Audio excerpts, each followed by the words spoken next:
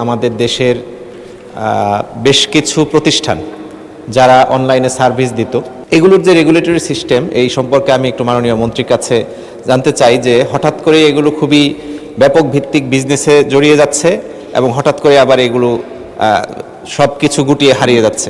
আমাদের এমপি মহোদয় যে কথাগুলি বললেন, আনফর্চুনেটলি আমার কাছে আপনার এই তথ্যগুলি এই মুহূর্তে জানা নেই। মাননীয় স্পিকার, আপনাকে ধন্যবাদ।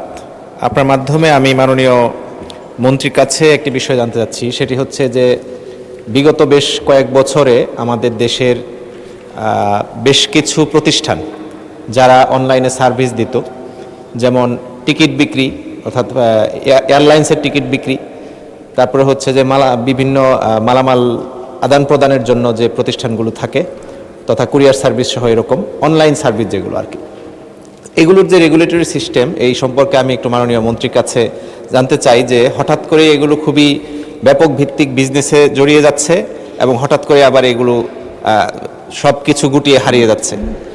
এগুলো রেগুলেটরির জন্য কি পদ্ধতি অবলম্বন করা হয়?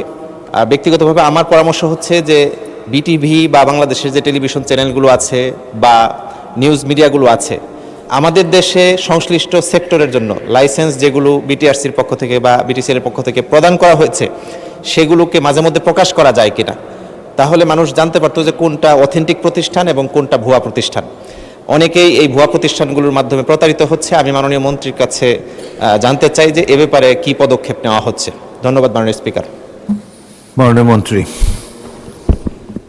ধন্যবাদ মাননীয় স্পিকার। আমাদের এমপি মহোদয় যে কথাগুলি বললেন, আনফর্চুনেটলি আমার কাছে আপনার এই তথ্যগুলি এই মুহূর্তে জানা নেই।